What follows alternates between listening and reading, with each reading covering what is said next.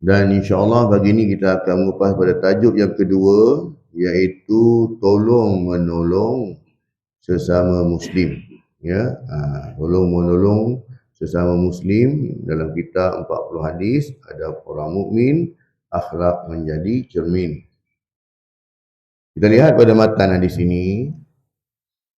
Haddatsana Yahya bin Yahya Tamimi wa Abu Bakr bin Abi Syaibah wa Muhammad bin al-Ala al-Mahdani al-Hamdani wa lafdhu Yahya qala Yahya akhbarana wa qala al-Aharani haddatsana Abu Muawiyah anil A'mash an Abi Salih an Abi Hurairah radhiyallahu anhu qala qala Rasulullah sallallahu alaihi wasallam man nafasa an mu'minin kurbatan min kurabid dunya nafasallahu anhu kurbatan min kurabi yaumil qiyamah wa man yassara ala mu'sirin yassarallahu alaihi fid dunya wal akhirah wa man satara musliman satarallahu fid dunya wal akhirah wallahu fi aunil abdi ma kana al abdu fi auni akhihi ila akhiril hadis. Maksudnya telah menceritakan kepada kami Yahya bin Yahya At-Tamimi dan Abu Bakar bin Abu Syaibah dan Muhammad bin Al-A'la Al-Hamdani, dan lafaz ini daripada Yahya, milik Yahya. Dia berkata telah menghabarkan daripada kami, dan berkatanya lainnya telah menceritakan kepada kami Abu Muawiyah daripada Al-A'mash daripada Abu Salih daripada Abu Hurairah radhiyallahu anhu. Dia berkata, Rasulullah sallallahu alaihi wasallam bersabda, barang siapa membebaskan seorang mukmin daripada suatu kesukaran dunia, maka Allah Subhanahu wa taala akan membebaskannya daripada suatu kesukaran pada hari kiamat.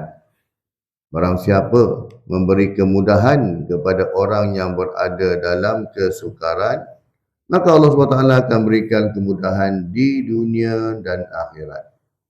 Barang siapa menutupi aib seorang muslim, maka Allah SWT akan menutup aibnya di dunia dan di akhirat.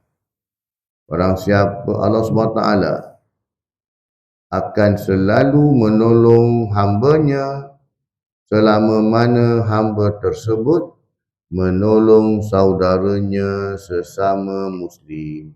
Hingga akhir hadis. Hadis riwayat Muslim, hadis yang ke-4867.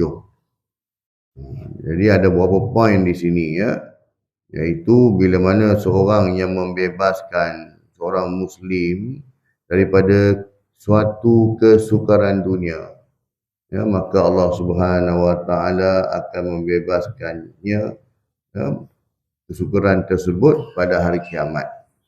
Yang kedua, siapa yang memudahkan urusan orang lain, memudahkan urusan orang lain, maka Allah Taala akan bagi dia kemudahan di dunia dan juga akhirat. Yang ketiga, barang siapa yang menutupi aib seorang muslim, maka Allah SWT akan menutup aibnya di dunia dan akhirat. Jadi Allah Ta'ala akan sentiasa menolong hambanya selagi mana hamba tersebut dia menolong saudaranya yang lain. Jadi itu 3 poin penting juga. Buat di dunia, tetapi balasannya dunia dan akhirat Allah Ta'ala bagi. Kita mudahkan urusan orang di dunia, Allah Ta'ala mudahkan urusan kita di dunia dan akhirat. Lebih lagi dapat Jadi pengenalannya tentang tolong menolong ni, ya, dari segi bahasanya tolong dalam bahasa Arab disebut ta'awun, ya, tolong menolong, yakni minta bantuan, sokongan. Manakala perkataan menolong pula ialah memberi bantuan, memberi sokongan. Dari segi istilahnya, pengertian ta'awun adalah sifat tolong-menolong atau saling membantu di antara sesama manusia dalam perkara kebaikan dan juga takwa. Ia juga adalah suatu tindakan yang bertujuan menghasilkan keuntungan kepada pihak lain. Dalam ajaran Islam, tolong-menolong merupakan kewajipan setiap Muslim. Dalilnya di Quran juga al-hadis, seperti mana firman Allah SWT dalam suratul Ma'idah ayat yang kedua. A'udzubillahi minasyaitonirrajim. Wa ta'awanu 'alal birri wattaqwa wa la ta'awanu 'alal itsmi wal 'udwan wattaqullaha innallaha syadidul 'iqab. Maksudnya, dan tolong menolonglah kamu dalam mengerjakan kebajikan dan takwa. Jadi disebut tadi, tolong menolong dalam perkara kebaikan tadi baru ada ganjaran. Tapi dan jangan tolong menolong dalam berbuat dosa dan pelanggaran. So pelanggaran apa? Pelanggaran hukum. Ya, dalam bab maksiat tak boleh. Ya, sebab kalau tadi tolong-menolong dalam perkara kebaikan, ganjarannya pahala. Tapi bila tolong-menolong dalam perbuat dosa, maka hukumnya berdosa. Jadi jangan buat. Dan bertakwalah kamu kepada Allah Subhanahu Wa Taala. Sesungguhnya Allah Subhanahu Wa Taala amat berat siksanya. Ini surat Al-Maidah yang kedua. Rasulullah SAW telah mengajarkan bahawa perumpamaan tolong-menolong dalam bermasyarakat adalah bagaikan sebuah binaan bangunan. Sabda baginda Nabi SAW yang bermaksud, seorang Muslim dengan Muslim yang lain bagaikan sebuah bangunan yang saling memperkuat antara sebahagian dengan sebahagian yang lainnya. Sambil Rasulullah SAW memasukkan jari-jari ke sela jari-jari lainnya. Muttafaqun alaih, Bukhari dan juga Muslim. Kenapa Rasulullah sebut, ya, iaitu tolong-menolong antara orang Islam ini bagaikan sebuah bangunan. Bangunan itu dibina daripada batu bata. Batu bata diletak satu, letak simen, susun, maka bila mana saling batu bata disusun dengan kukuh, dikukuhkan dengan apa? Dengan simen itulah. Makanya bangunan pun menjadi kukuh. Sebab kekuatannya ada. Jadi kekuatan yang dikatakan simen tadi tu apa tu? Untuk menguatkan susunan batu bata tu, iaitu silaturahim. Silaturahim itu yang mengukuhkan lagi persaudaraan sesama Islam. Sebab tu walaupun saudara-saudara kita di Palestin itu tak ada kena-mengena pun, kita pun tak ada jalur kalau ikut pertalian darah, tak ada kena-mengena. Tetapi sebab dia saudara seakidah kita, maka itulah persaudaraan. Sebab orang Islam ini dia diikat persaudaraan bukan melalui talian darah, tetapi dengan talian akidah. Siapa saja yang mengucapkan kalimah la ilaha illallah, maka dia saudara kita. Walaupun dia baru masuk Islam kan. Itu kata Islam tu dia mengatasi kalau agama lain. Kalau Yahudi ni, ya, agama orang yang boleh duduk dalam agama Yahudi, geng-geng dia lah. Dia punya jalur dia sahaja. Orang lain tak boleh masuk agama Yahudi ni. Ya, perangai macam Yahudi boleh. Agama Yahudi tak boleh masuk. Kan? Sebab dia jaga yang tu. Tapi Islam tidak. Ya, ikatan persaudaraan itu ialah ikatan akidah. Terangannya Rasulullah SAW memberi pengajaran kepada kita agar saling tolong-menolong. Tolong-menolong atau ta'awun merupakan keperluan dalam hidup manusia. Hakikat ini membuktikan bahawa suatu pekerjaan atau apa saja yang memerlukan bantuan pihak lain dan ia pasti tidak akan dapat dilakukan secara bersendirian meskipun dia seorang yang memiliki kemampuan dan pengetahuan tentang perkara itu. Ini menunjukkan bahawa tolong-menolong dan saling membantu merupakan suatu keperluan dalam kehidupan manusia. Kita sendiri pun kita tak mampu nak sediakan beras tanam padi belakang rumah kita tak. Sebab apa? Kita tetap pergi beli juga. Keperluan harian kita maksudnya kita bukan kita buat sendiri kan. Kalau ada pun boleh lah belakang rumah ada pokok cili sikit, pokok bendi sikit, petola ke. Itu je lah. Tapi kita nak beli daging tetap berhajatkan lah, kena pergi cari. Nak beli barang keperluan rumah tetap kena pergi cari kat luar. Maksudnya saling melengkapkan. Ya. Kalau para petani dia membantu orang lain dengan menyediakan bekalan beras yang cukup. Kalau kemudian apa lagi? Sayur-sayuran, semualah. Jadi semua ni orang kata ada hubung kait. Dan kita tak mampu nak sediakan semuanya. Kecuali kalau kita duduk seorang-seorang dalam hutan lah. Kan? Itu pun makanlah apa yang ada saja. Jadinya, ta'awun ni ataupun saling tolong-menolong adalah merupakan salah satu cara menjaga ukhuwah Islamiyah, yakni persaudaraan dalam Islam. Tidak ada erti dan nilainya jika kita menganggap bahawa Muslim itu bersaudara, tetapi kita tidak membantu saudara kita ketika dia memerlukan bantuan. Malah kita tidak menolongnya ketika dia ditimpa kesusahan serta belas kasihan ketika dia berada dalam keadaan lemah. Sekarang ni saudara kita di Palestin katakan tak, ya, kita nak bantu segi kewangan semua boleh, tapi nak masuk tak boleh. Kan? Bantuan tu sampai dekat sepadan dia. Jadi banyaklah kita berdoa. Kan? Banyaklah kita berdoa. Sebab apa? Dengan doa kita tadi itu, maka Allah Ta'ala akan turunkan bantuannya. Satu dunia umat Islam kan berdoa untuk Palestin. Dalam solat pun dibacakan kunut nazilah. Ya, sebab dia isu Palestin ni dia bukan hanya isu dari segi agama saja. Dalam kita orang yang beragama Islam betul, dia isu agama sebab Baitul Maqdis tu memang milik orang Islam. Tapi dia juga bersifat kemanusiaan. Sebab tu kalau kita tengok seluruh dunia, baik yang Islam ataupun bukan Islam, semuanya menentang Israel. Ya, semua menentang Israel. Tak ada negara yang mana rakyat dia tu yang menyokong Israel. Yang sokong siapa? Pemimpin-pemimpin dia je lah. Tapi rakyat dia tak sokong.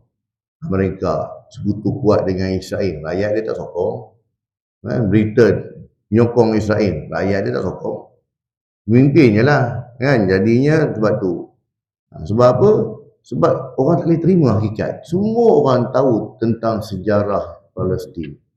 Yang mana Palestin ni dulu bumi merdeka sebelum tahun 1948. Macam kita. Ada kereta, ada kerajaan, ada duit sendiri, ada mata wang sendiri, ada stamp sendiri, semua macam kita.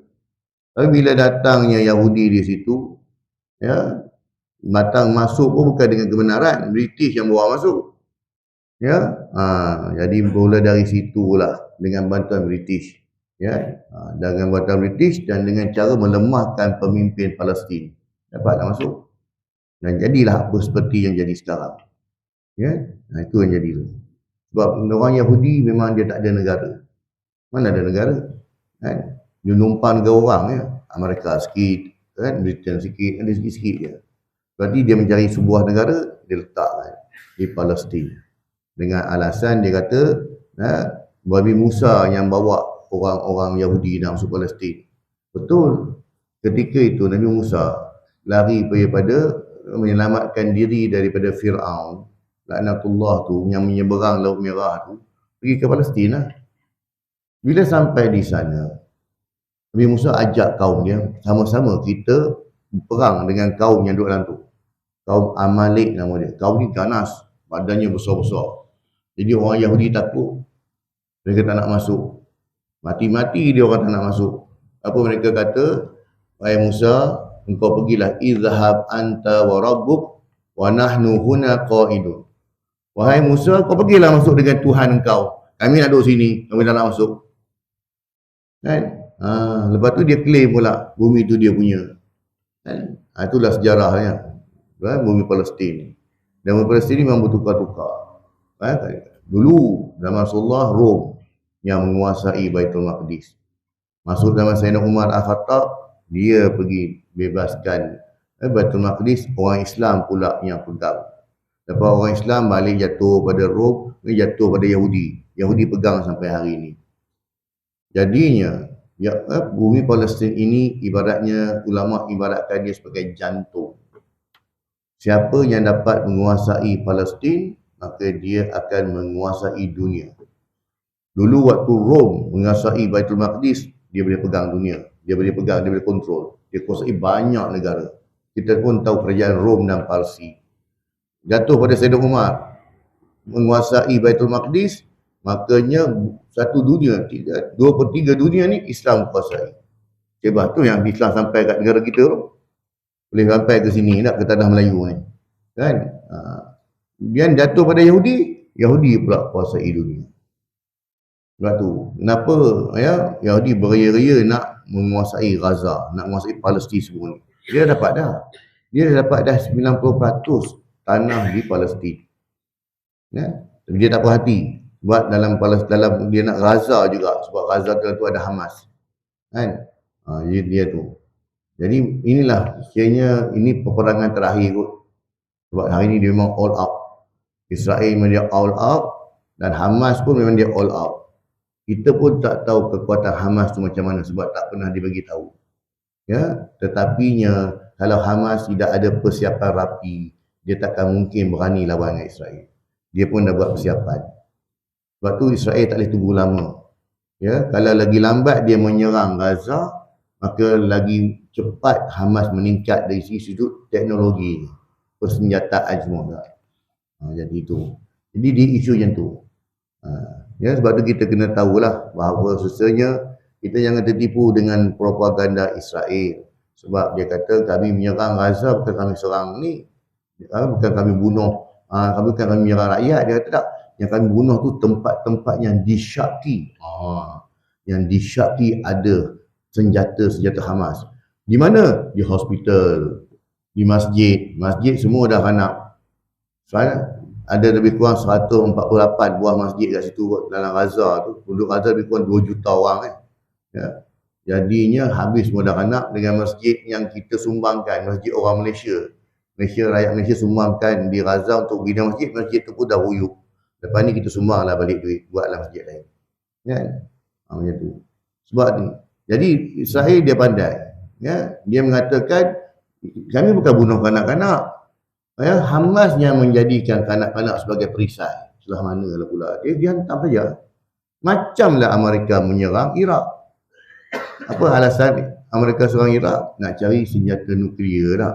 Sampai hari ni tak jumpa. Sampai hari ni tak ada. Kan? Jadi itulah. Ya. Jangan kita tertipu dengan propaganda ni. Bapak ni. Ya. Sebab itulah kita sebagai seorang Islam, maka banyakkan kita berdoa. Sebab kalau Hamas dapat kuasai balik, dia dapat bagusan, dia orang dah mula maju. Dia orang nak pergi, dah bergerak nak pergi menguasai ke Baitul Maqdis. Sebab kita sebenarnya kita yang benar yang kita dengar berita dalam TV tu, dengan itu ya, sebab mustahil takkanlah CNN, Reuters, ya, orang kata dia berita-berita agensi berita daripada barat nak cerita tentang kebaikan, nak cerita tentang kelebihan orang Islam kan. Mustahil lah. Ya. Jadinya didoakanlah. Sebab apa? Tak mustahil. Kam min fi'atin qalilatin ghalabat fi'atan katsiratan biiznillah. Itu janji Allah. Berapa banyak kelompok yang kecil berjaya mengatasi kelompok yang besar dengan izin Allah. Tak boleh. Sebab kita jangan ukur dari sudut teknologi. Kalau kita fikir, orang Islam fikir tak? Takkan menang je lah Hamas ni. Orang Palestin takkan menang je lah. Lawan senjata pun tak ada. Senjata Israel lagi canggih. Kereta kebal harga berpuluh juta. Kereta kebal dia tu. Kan? Dan lebih dekat 200 biji dah dimusnahkan oleh Hamas. Dan ditembak bukan dengan senjata canggih pun. Ya, dengan senjata RPG. RPG ni macam mortar zaman Afghanistan tahun 80-an dulu. Senjata tahun 80-an boleh meletupkan kenderaan kereta perisai Israel yang canggih manggih tu. Nama pun kita kebal lah. Mesti kebal kan? Tak kebal mana. Habis macam tu je. Kan? Yang tu yang Mossad. Mossad ni ejen perisai Israel. Ketua dia kata apa? Dalam dia Tuhan telah tidak bersama dengan kita, dia kata. Tuhan Musa dan Tuhan Harun, Tuhan dia lah kan, ya, tidak bersama dengan kita dalam perang ni. Sebab ya, orang Islam boleh musnahkan kenderaan kereta periksa kita ni dengan senjata yang kolot, senjata yang kuno. Senjata tahun 80-an, hari ni tahun 2023. Dengan senjata tu boleh memusnahkan sebuah kereta periksa. Ya, sebab tu kita banyak berdoa. Tak pelik pun sebab Allah Ta'ala boleh turunkan burung ababil memusnahkan tentera-tentera Abrahah yang nak menyerang Mekah. Dan burung ababil tu hanya menyerang tentera-tentera Abrahah. Dia tak serang orang Mekah. Rakyat kan, penduduk Mekah tak kena. Jadi kita minta pada Allah Ta'ala turunkan, ya, tentera-tenteranya musnahkan tentera-tentera Israel ni. Ya, tentera-tentera Israel. Kita minta yang tu je. Dan Allah Ta'ala insya-Allah kan. Ya, memang Allah Ta'ala akan bantu. Cumanya ya, Allah Ta'ala uji kesabaran. Redha lah. Ini semua takdir Allah SWT. Allah Ta'ala nak tengok kesatuan kita. Kita hari ni sebelum 7 Oktober, kita pun tak tebuk daripada Palestin. Kan? Doa pasal Palestin tak dengar dah. Tapi bila lepas 7 Oktober tu tak, sampai hari ni satu dunia orang Islam doakan untuk Palestin. Kita hampir melupakan Palestin sebenarnya. Kalau tak berlaku 7 Oktober tu. Ya, jadi memang orang kata apa, kita memang kena ada sikap macam ni lah. Kan? Kita tak boleh nak bantu di sudut persenjataan ke apa pun, tolong doakan untuk mereka. Sebab mereka mewakili kita untuk membebaskan Baitul Maqdis. Apa pentingnya Baitul Maqdis? Baitul Maqdis ini ialah tanah haram. Selepas Mekah, selepas Madinah, Baitul Maqdis. Tiga-tiga bumi ni, tiga-tiga tanah ni milik orang Islam. Ya, tiga-tiga ini. Jadi hak orang Islam. Seperti mana Mekah, seperti mana Madinah. Ya, hak orang Islam, bukan hak negara tertentu. Sebab tu macam Arab Saudi, duit yang kita sumbangkan untuk Mekah, kan kita kena bayar levy, kena bayar tax apa tu. Duit tu memang untuk pengurusan Masjidil Haram dan juga Masjid Nabawi. Kerajaan dia tak usik lah. Padahal kerajaan Saudi pun duit tak ada kan. Tapi untuk orang Mekah tu, sebab tu dia, orang kata teruk-teruk pemikiran dia pun, dia tahu lagi ini duit orang Islam, maka dia tak usik lah. Kan? Pembangunan di Mekah tu, saya tengok Mekah dengan Madinah, dia punya membangun. Ekonomi meleset tak meleset ke, dia lama nak semua naik kan. Sebab selagi mana ramai orang mengunjungi, buat umrah, buat haji ni, insya-Allah kewangan dia tu adalah. Kan? Itu yang penting tuan-tuan, tentang tolong-menolong. Pengajaran hadis ini, yang pertamanya, beberapa pengajaran yang boleh kita ambil daripada hadis di atas berkaitan dengan sikap tolong-menolong. Antaranya, yang pertamanya, seorang Muslim adalah saudara terhadap Muslim yang lain. Dia tidak boleh menganiaya dan tidak akan dianiaya oleh orang lain. Ini kerana penganiayaan merupakan satu kezaliman yang tidak berperi kemanusiaan, malah ditolak oleh semua masyarakat dunia. Sebab tu hari ni Israel dilanggar semua. Semua dia langgar. Peraturan peperangan semua dia tak kisah dah. Dan dia pun tak takut, tak ada apa-apa. Dia tahu PBB tak boleh buat apa-apa. Jadi ni dia hantam saja hospital, tempat awam, sekolah, apa semua dia buat. Ya. Bila PBB akan masuk campur? Bila PBB akan masuk campur? PBB akan masuk campur bila Hamas telah mula menyerang Tel Aviv. Ya. Lagi mana Tel Aviv tak diserang, lagi tu PBB buat-buat tak nampak. Ya. Tunggu. Kan? Sebab tu Hamas pun dia pun pandai. Dia tak mulakan dengan cara begitu, dia serang ke tepi-tepi dulu. Kan? Dia kerik dia serang ke tepi.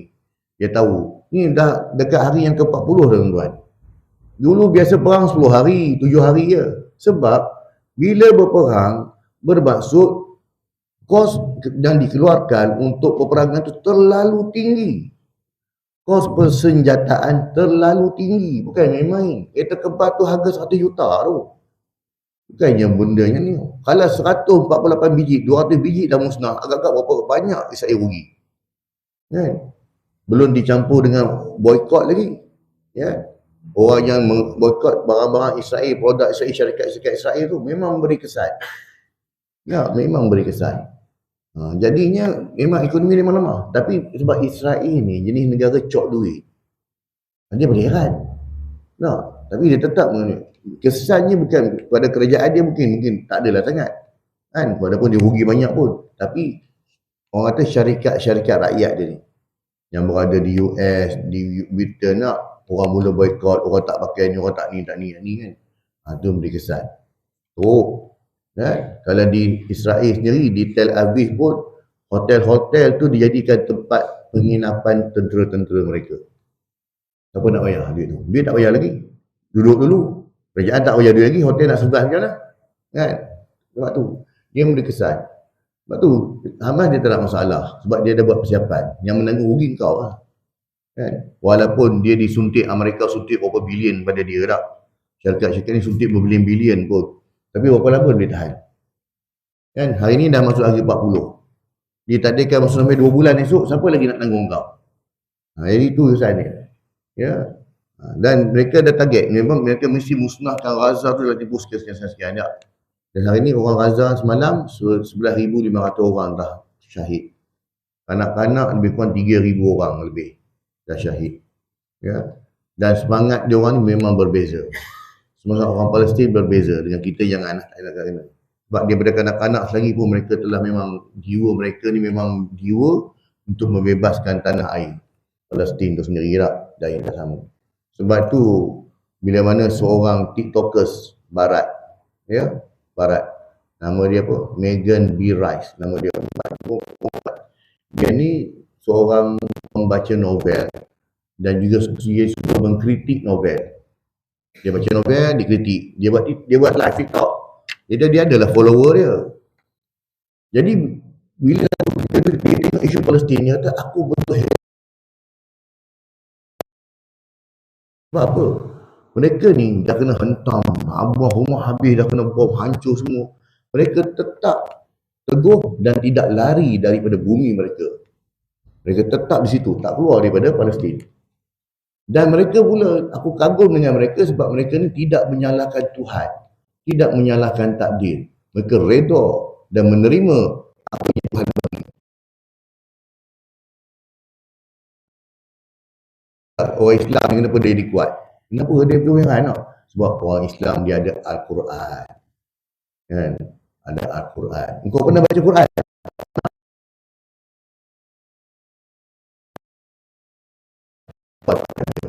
Jadi dia berminat nak tahu. Kan? Jadi Quran dan tafsiran, dia buat live TikTok. Live TikTok. Dia kata aku novel tebal-tebal ni satu hari siap. Dia tak salah. Quran pun sama, dia kata aku dah habiskan Quran ni satu hari je. Tetapi aku tak nak.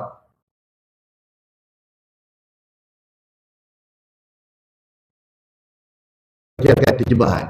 Dia akan cuba dari ayat-ayat ni. Kalau dia tak tahu, dia pergi Google. Dia tengok dalam Google. Antara mungkin sebab dia masuk Islam, sebab dia baca dalam satu ayat Quran tentang manusia ini diciptakan beberapa tingkatan. Ada tingkat-tingkat. Kata, bila masa manusia ni ada tingkat-tingkat pula, dia kata. Yang aku tahu, baby lahir keluar macam tu lah. Ada tingkatan. Baca ayat pada surah Al-Hajj.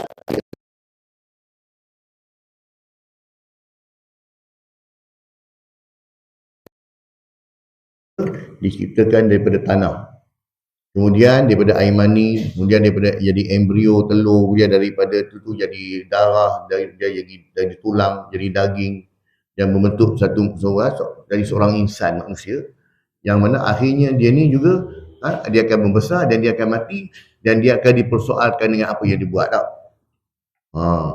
Jadi dia baca ayat ni, dia kata yang dia kagum sebab Dia sebut tentang perkataan embrio. Dia kata, di Google dia tengok, kajian tentang embrio ni, manusia jumpa teori ni pada tahun 1848. Quran dah ada lebih 1400 tahun, dah sebut dah tentang ni. Dah sebut dah tentang benda ni. Kan? Manusia baru jumpa pada tahun 1848. Punya jauh tinggal tu. Dia kata, sedangkan Quran dah sebut lama. 1400 lebih. Itu yang dia kagum dengan Quran. 2 minggu ya tuan. Dia baca Quran, dia buat kelas dengan dia followers lah. Followers dia ada 800,000 orang. Setiap kali dia buat live TikTok, lebih kurang 600,000 orang akan ikut. Dan hari ni ramai orang-orang bukan Islam di barat lah, kan? Mereka mula buat macam Megan B. Rice. Mereka mula mengkaji Quran, mereka cuba baca apa ni. Kan? Itulah orang kata apa, hikmahnya. 2 minggu je.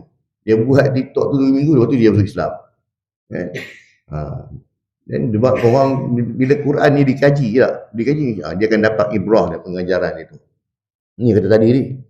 Antara perkara yang perlu dibimbangi ialah sekiranya tentang menzalimi tadi, sekiranya kita terkena doa orang yang kita aniaya, fitnah dan zaliminya, ini kerana doa mereka tiada hijab dan akan terus diperkenankan oleh Allah SWT.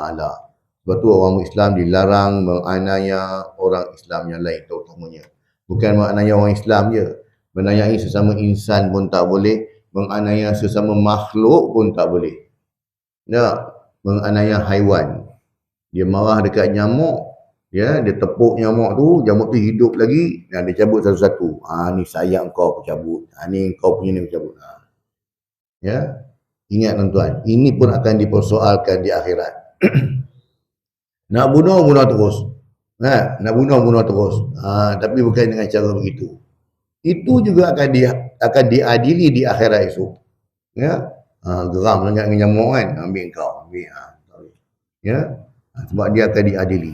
Maksudnya, kalau sesama makhluk lain pun Islam tak benarkan, maka apatah lagi sesama kita yang bersaudara lagi tak boleh.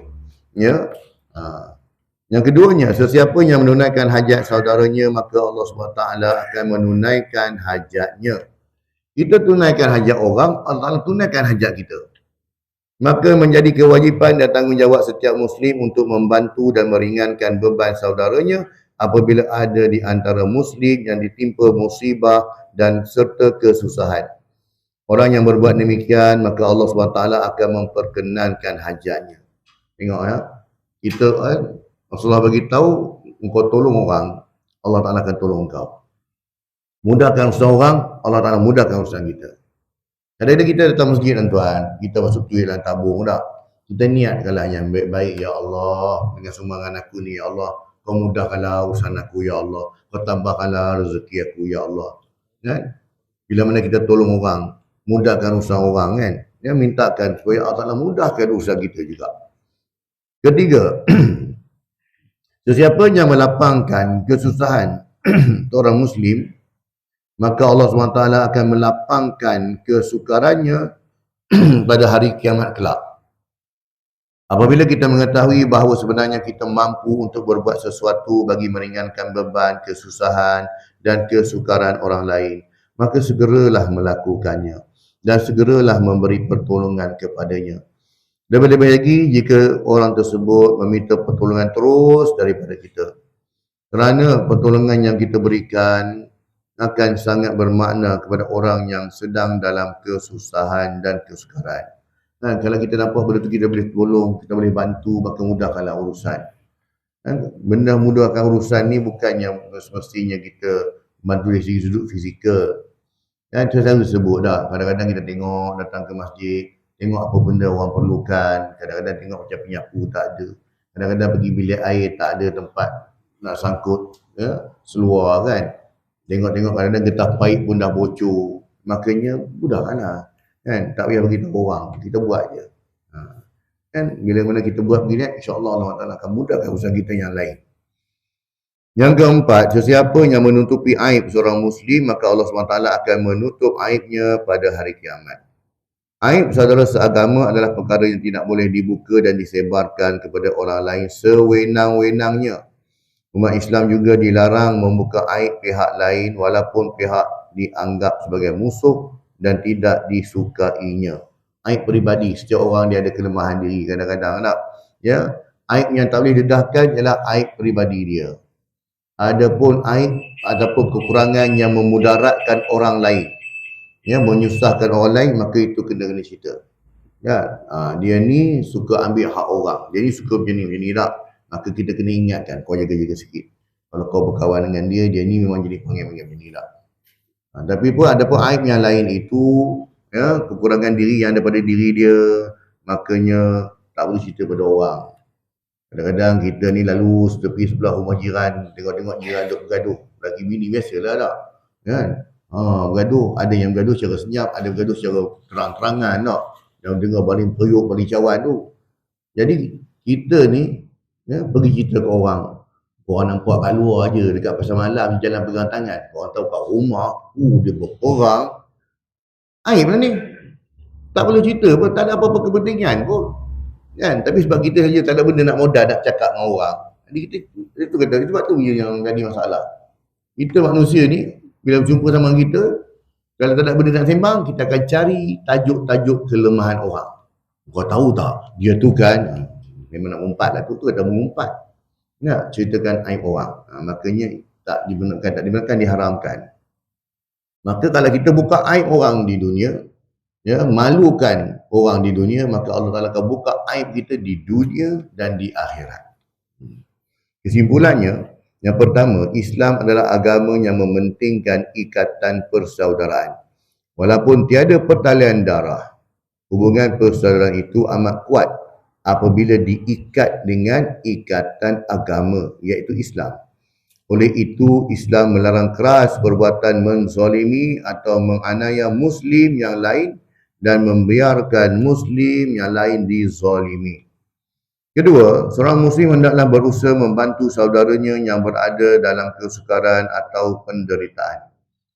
Apabila seorang Muslim membantu saudaranya dengan ikhlas, maka Allah SWT akan memberikan balasan terbaik, iaitu dia akan dilepaskan daripada kesukaran terbesar dan terberat, iaitu kesukaran pada hari kiamat. Ketiga, betapa besarnya nilai persaudaraan dalam Islam sehingga ia telah menjadi tanggungjawab seorang setiap Muslim agar menutup aib dan keburukan saudara Muslim yang lain. Inilah tuan-tuan nak huraian kita tentang tajuk yang kedua tu, tentang tolong menolong sesama Muslim. Ya, semoga apa yang dapat kita, ya, ketahui pada hari ini dapatlah kita amalkan dan sampaikan, insya-Allah. Dan insya-Allah pada kuliah akan datang kita akan masuk pula pada tajuk yang ketiga, iaitu kelebihan bersedekah dan bersifat pemurah.